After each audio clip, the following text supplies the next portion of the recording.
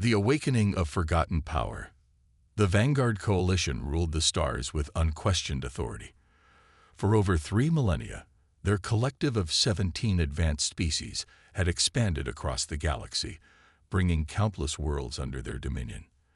Their technology was unmatched, their fleets numberless, and their confidence absolute. They were gods among the stars, and none dared challenge their supremacy. High Admiral Zex Tour stood on the command bridge of the Infinite Dominance, flagship of the Coalition's 7th Exploratory Fleet. His 8 compound eyes reflected the holographic display of a small blue planet on the edge of an unremarkable spiral arm. Coalition intelligence had flagged this world months ago, when their long-range sensors detected unusual energy fluctuations from its surface. "What do we know about this species, Science Officer?" Zex Tour's mandibles clicked with mild interest. Science Officer Kauris unfurled her tentacles across the control panel, bringing up detailed scans. "They call themselves humans, Admiral. Bipedal mammals, relatively short-lived. Their technology is primitive by Coalition standards. They've barely left their own planet. Primitive, yet they've harnessed nuclear energy," Zex Tour noted, studying the readings. "And those energy signatures we detected. Anomalies, most likely," Kauris dismissed. "Our scans indicate their most advanced vessels can hardly reach their neighboring planets. Their weapons are chemical-based, with rudimentary energy weapons in development. Nothing that could threaten even our smallest scout ships." The Admiral's exoskeleton shifted, a sign of his contemplation. "Nevertheless, protocol demands we make contact before integration. Prepare a first contact vessel. I will observe from here." Within hours, a sleek diplomatic vessel descended through Earth's atmosphere, its stealth systems easily evading the primitive radar systems of the humans. It settled in an open field outside what the Coalition intelligence identified as a major governmental center, Washington, D.C. The humans reacted predictably, with military vehicles surrounding the landing site and weapons trained on the vessel. Coalition linguists had already deciphered their primary languages, allowing for immediate communication. Ambassador Trellix, a member of the Coalition's diplomatic corps, emerged from the ship. His translucent blue skin glistened in Earth's sunlight as he extended his 4 arms in the universal gesture of peaceful intent. "People of Earth," his voice boomed through external speakers, translated into the local language. "I come on behalf of the Vanguard Coalition, masters of the Milky Way galaxy. We offer you integration into our glorious collective, where you will serve under our guidance and protection." From the Coalition vessel, cameras captured the human delegation's approach. A woman stepped forward, her posture straight, her eyes unwavering. "I am President Chen of the United Earth Alliance," she announced. "We welcome peaceful contact with galactic civilizations, but Earth is a sovereign world. We do not accept terms of servitude, regardless of how they're phrased." Ambassador Trellix's skin changed to a shade of amused purple. "You misunderstand, human. This is not a negotiation. The Coalition has claimed this sector of space for millennia. Your existence here is merely overlooked until now." President Chen's expression didn't change. "Then you misunderstand, Ambassador. Earth will not surrender its sovereignty. We recommend diplomatic relations between equals." Aboard the Infinite Dominance, Admiral Zex Tour chittered with amusement. "Fascinating. They actually believe they have a choice." "Shall I prepare integration protocols?" asked his second-in-command. "No rush," the Admiral replied. "Let's demonstrate our power first. Send a kinetic round to their moon. Something visible, but not catastrophic. The standard intimidation package." The order was given. From the Coalition flagship, a small projectile launched, accelerating to near-light speed. Within seconds, it impacted the lunar surface, creating an explosion visible from Earth's surface. Dust and debris erupted into the vacuum of space, a clear demonstration of Coalition power. On Earth, military commanders scrambled, panic spreading through communication channels. But not from President Chen. "Was that meant to impress us, Ambassador?" she asked, her voice steady. "Or to frighten us?" It was meant to educate you, Trellix replied. The Coalition's power is beyond your comprehension. That was but a fraction of what we can unleash. President Chen nodded to an aide, who handed her a secure communication device. Admiral Zheng, you may proceed with Protocol Prometheus. On the Infinite Dominance, alarms suddenly blared. Science Officer Cowris rushed to her console. Admiral, energy surge detected from Earth's surface. It's impossible. Deep beneath Earth's Pacific Ocean, hidden reactors roared to life. In underground silos across the continents, systems that had lain dormant for generations activated. And in orbit around Mars, cloaked by technology beyond the Coalition's comprehension, a massive vessel began to stir. What's happening? Demanded Zek's Tour, his mandibles clacking in agitation. Our sensors are being blocked. Cowris reported, her tentacles working frantically across the controls. There's some kind of energy field emanating from Earth's surface. Wait. Detection in the outer system. The view screen shifted to show Mars. For a moment, nothing seemed amiss.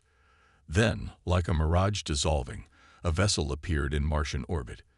It dwarfed the Infinite Dominance, a deep obsidian that seemed to absorb light rather than reflect it. Its design was unlike anything in Coalition records. Angular yet fluid, bristling with weapon systems that defied Coalition understanding. Full scan, ordered Zek's Tour, his exoskeleton paling to a defensive white. Unable to penetrate their hull, Cowris replied, her voice trembling. Energy readings are, Admiral, they're beyond our measurement scales. On Earth, President Chen looked up at the sky, though the Coalition ship was not visible from her position. Ambassador Trellix, allow me to introduce you to the UES Prometheus.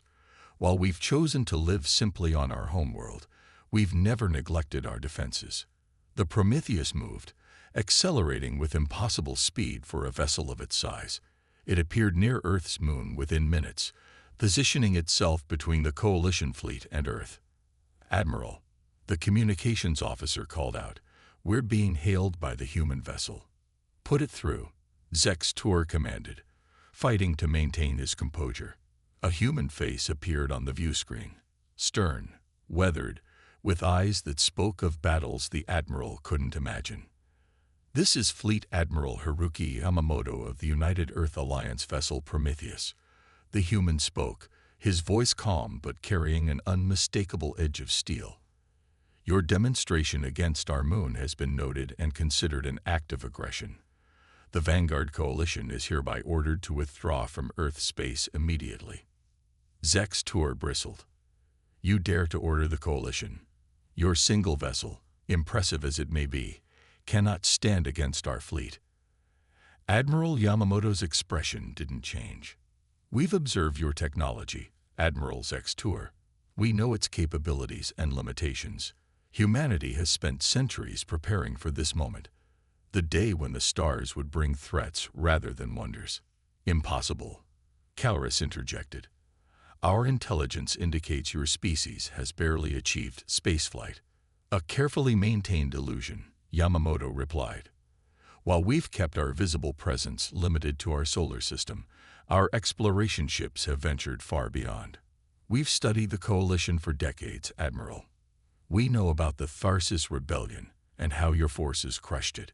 We've witnessed the resource extraction on Gliese 581 grams that left an entire civilization in ruins. Zek's Tour's compound eyes widened.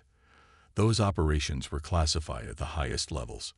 Our patience has limits, Admiral, Yamamoto continued. Withdraw your forces, or we will demonstrate why humanity has chosen isolation until now. As if to emphasize the point, the Prometheus activated its weapons systems.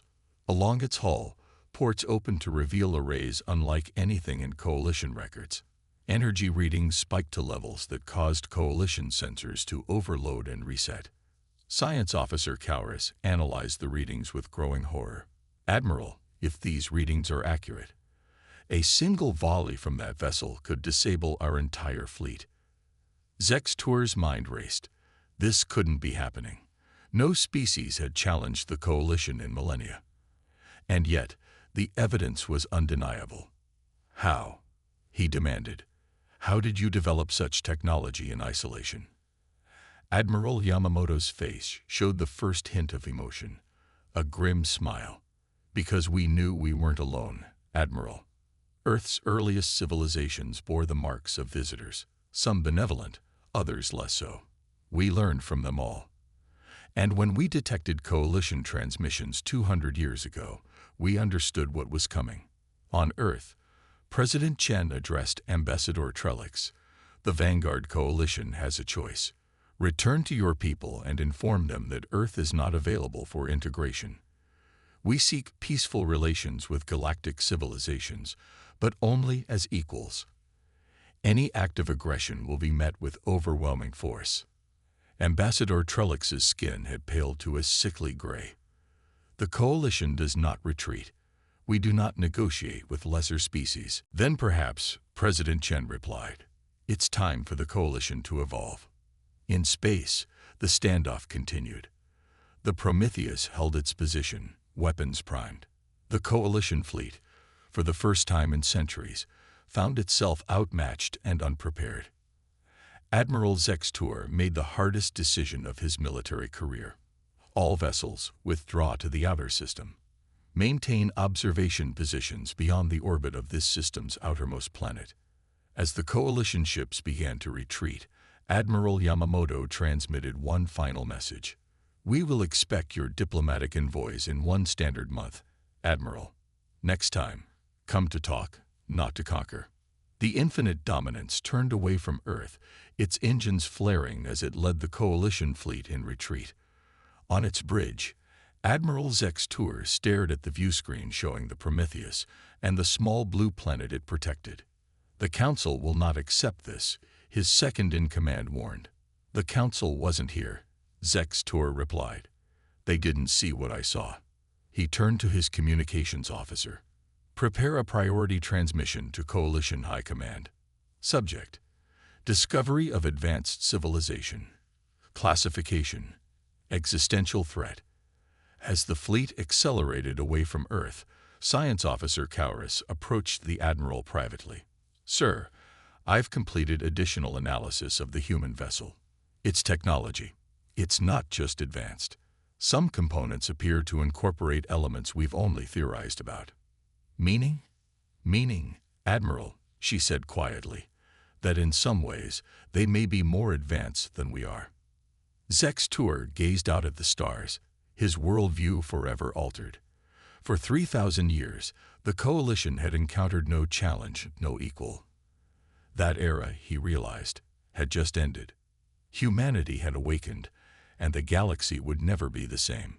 Defiance of the stars. The council chamber of the Vanguard Coalition erupted in chaos as Admiral Zextur's report played before the 17 representatives of the ruling species. The holographic display showed the UES Prometheus in all its imposing glory, energy readings scrolling alongside the image. Supreme Chancellor Voxlarian, eldest of the Quarian species and head of the Council for the past century, slammed his crystalline staff against the floor. The chamber fell silent. Admiral, the Chancellor's voice was deceptively soft, belying the fury in his glowing eyes.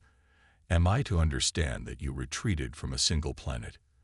From a species that, until yesterday, we believed to be primitive?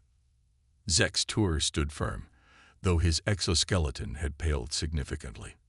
Supreme Chancellor, with all due respect, what we encountered was beyond our intelligence assessments. The human vessel's capabilities exceeded our most advanced warships. A direct confrontation would have resulted in significant coalition losses. Cowardice, hissed Drell-Torvin, the Saurian representative. One ship against a fleet. You should have overwhelmed them with numbers. Science Officer Cowris stepped forward, her tentacles writhing nervously. Council members, I've analyzed the data thoroughly. The human vessel demonstrated energy manipulation technologies we've only theorized about. Their weapons systems could have disabled our fleet before we fired a single shot. The council chamber fell silent as the implications set in. For 3 millennia, the coalition had expanded unchallenged. encountering nothing but primitive or declining civilizations ripe for integration. "What do these humans want?" asked Nerival, the Lumerian representative, her luminescent skin pulsing with concern. "They claim to seek diplomatic relations as equals," Sextor replied. "They've requested envoys within one standard month." "Impossible," thundered Drultorvin. "The Coalition does not treat with lesser species as equals." Chancellor Voxelarian raised a hand for silence. "What we face is unprecedented. If these humans possess technology that rivals or exceeds our own, yet have contained themselves to a single star system." He paused, his ancient face creasing in thought. What else might they be hiding? In the depths of Coalition Intelligence Headquarters, analysts worked feverishly, combing through archives and deep space surveillance data. Director Thelvoraxian, a spider-like being with 12 limbs and skin like polished obsidian, personally supervised the operation. "Show me everything," he commanded. "Every unexplained anomaly, every ship disappearance, every technological breakthrough of unclear origin." His subordinates compiled the data, revealing a disturbing pattern. Over the past 2 centuries, dozens of Coalition scout ships had gone missing along routes that, in retrospect, could have intercepted human exploration vessels. Certain technological leaps within the Coalition had occurred shortly after these disappearances, suggesting possible human infiltration and technological espionage. "They've been studying us," Thelvoraxian realized, "learning our weaknesses while hiding their strengths." Meanwhile, on Earth, the United Earth Alliance prepared for the diplomatic mission. The Prometheus remained in orbit, a visible reminder of humanity's power, while 5 smaller vessels, still impressive by Coalition standards, patrolled the solar system's edge. In the UEA Command Center beneath Mount Fuji, President Chen conferred with military and scientific leadership. "They'll return with a larger force," Admiral Yamamoto warned. "The Coalition has never accepted equals. Their entire civilization is built on domination." Dr. Elena Rodriguez, head of Ctenopolitical Studies, nodded agreement. "Their history is clear. When faced with resistance, they escalate until they achieve subjugation. They may send diplomats, but they'll be gathering intelligence for a military solution." President Chen studied the holographic projection of the retreating Coalition fleet. "Then we must demonstrate that such a solution is impossible. Admiral, activate the Helios network." Admiral Yamamoto hesitated. "Madam President, the Helios network has never been tested at full capacity. The energy requirements are substantial." "Yes," she finished for him.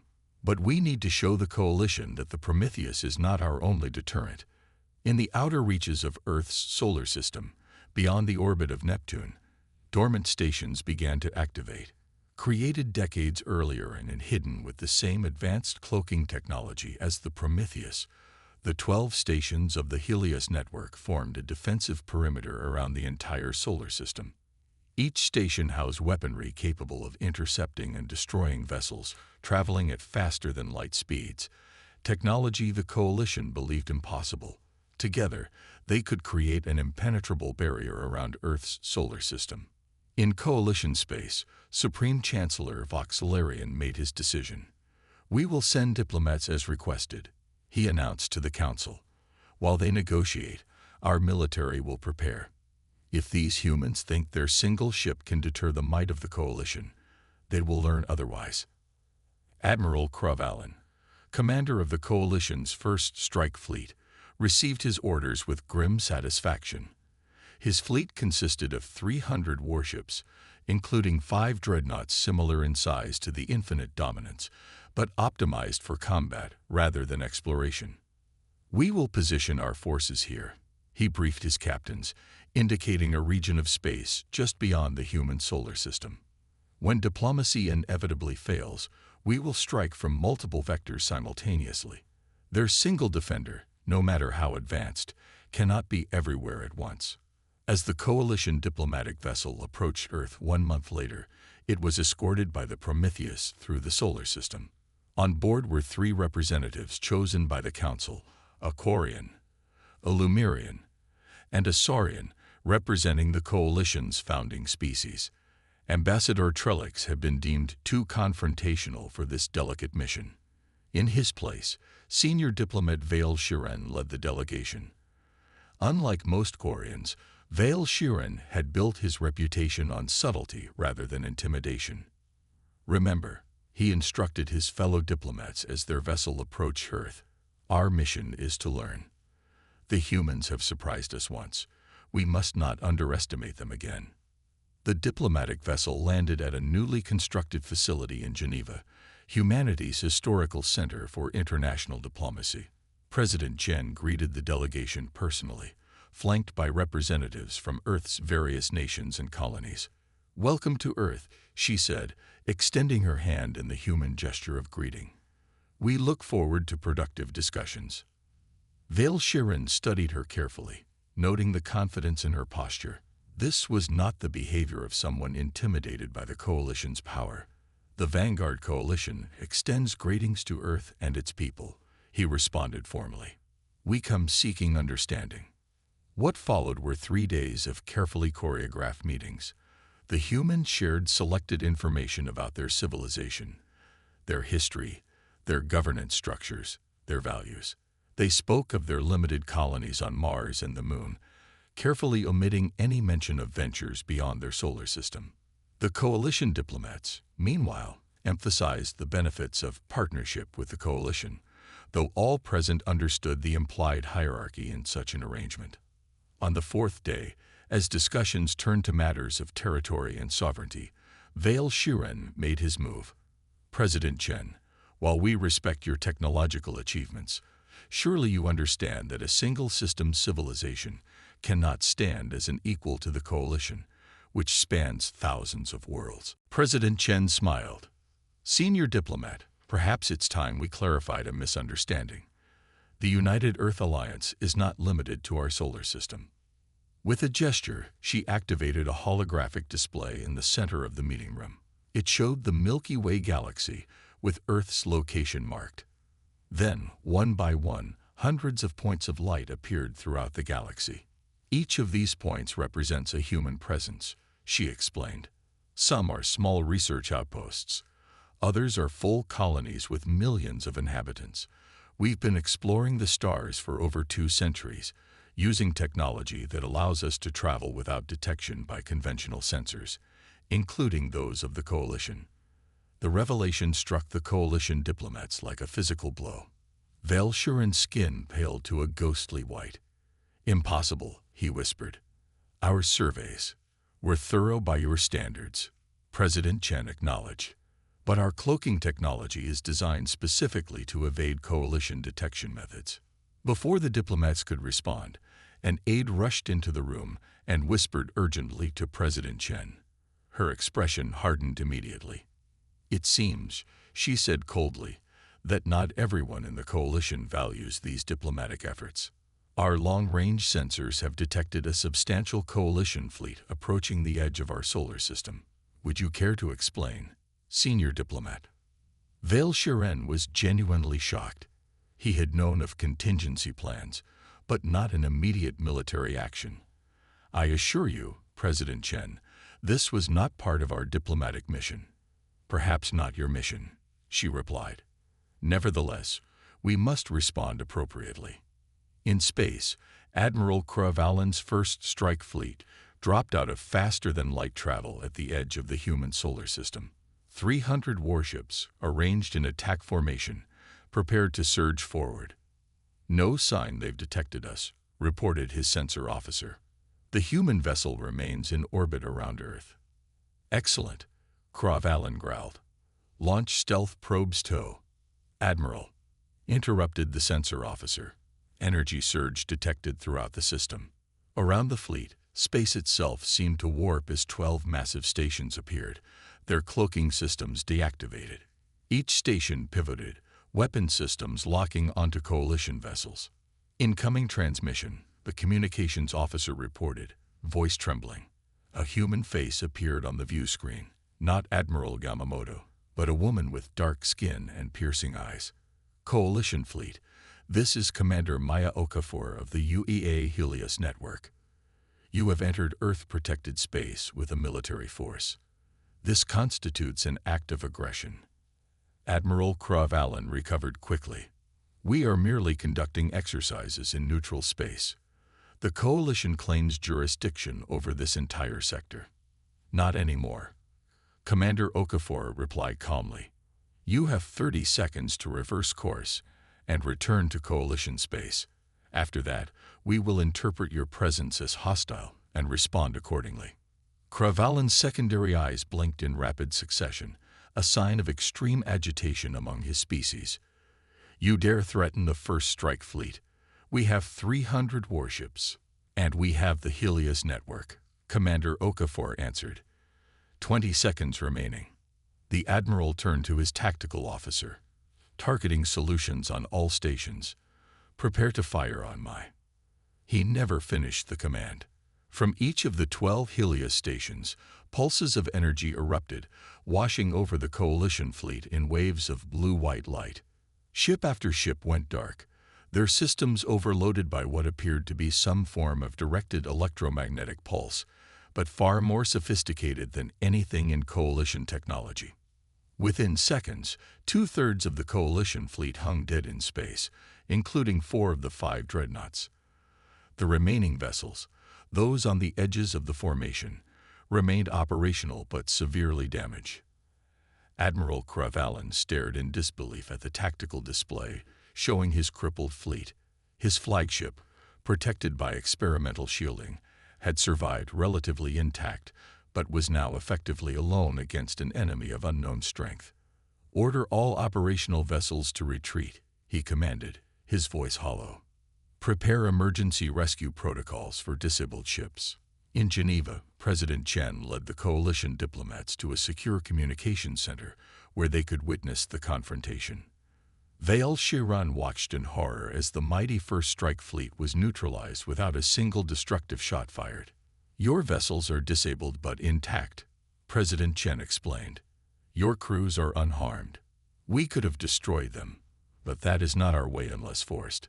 Vale Shiran looked at her with new understanding. You never needed the negotiations. To what end? Asked Nirival quietly. Did you not see what their defensive network accomplished? And now we learn they have colonies throughout the galaxy, undetected by our most advanced sensors. How many more surprises might they have? The debate raged for days before reality asserted itself. The Coalition, for all its vast territory and resources, could not risk a full-scale war with an enemy of unknown capabilities who had already demonstrated the ability to neutralize their most advanced weapons. 1 month later, a new diplomatic mission arrived on Earth, this time led by Supreme Chancellor Voxelarian himself. The Treaty of Geneva, as it came to be known, established formal recognition between the United Earth Alliance and the Vanguard Coalition as sovereign powers with equal status. The Coalition recognized Earth's claim to its solar system and acknowledged the UEA's right to maintain its secret colonies elsewhere in the galaxy. In return, humanity agreed to share limited technological innovations and open trade relations. As the signing ceremony concluded, Chancellor Voxelarian approached President Chen privately. You could have conquered us, he observed, with your technology, your hidden colonies. Why didn't you? President Chen's expression was solemn. Because domination isn't our way, Chancellor. We isolated ourselves not out of fear, but because we saw what power had done to the Coalition. We chose a different path. And now? He asked. Now we have the opportunity to learn from each other, she replied. The galaxy is vast enough for both our civilizations to thrive without one subjugating the other. In the years that followed, the balance of power in the galaxy shifted dramatically. Other species, long intimidated by Coalition supremacy, found new courage to assert their independence. The Coalition, chastened by its encounter with humanity, began to evolve from an empire into something closer to a true federation of equals. Admiral Zek's tour, vindicated by events, was promoted to oversee a new division focused on diplomatic and cultural exchange rather than military expansion. In his first address in this role, he reflected on the lessons learned. For 3,000 years, we understood power as the ability to dominate, he told his audience. The humans taught us otherwise. True power lies not in conquest, but in the wisdom to know when not to fight, and the strength to stand firm when principles demand it. As human ships began to openly traverse the stars, bearing the emblem of the United Earth Alliance, they were greeted not with fear, but with growing respect. The species that had hidden its light for centuries now stood as a beacon for a new kind of interstellar community, one built on mutual respect rather than domination. And aboard the Prometheus, which now served as a diplomatic vessel rather than a deterrent, Admiral Yamamoto stood at the viewscreen, watching the stars streak by as they journeyed to yet another world eager to establish relations with Earth. Was it worth the risk? Asked his executive officer. 2 centuries of isolation, of hiding our true capabilities. Yamamoto thought of the early days, when humanity first detected coalition transmissions and realized the threat that approached, of the difficult decision to advance in secret while presenting a primitive face to the galaxy. Look around you, he replied, gesturing to the starfield where vessels of a dozen species now traveled freely. For the first time in millennia, the galaxy knows peace without submission. I'd say that was worth any price. Throughout the galaxy, the story spread, of the unassuming world that had secretly prepared for centuries, of the species that understood that true power lay not in conquest, but in principles defended with unwavering resolve. And in the great archive of galactic history, a new chapter began, one in which humanity's stand against the coalition marked the end of one age and the dawn of another.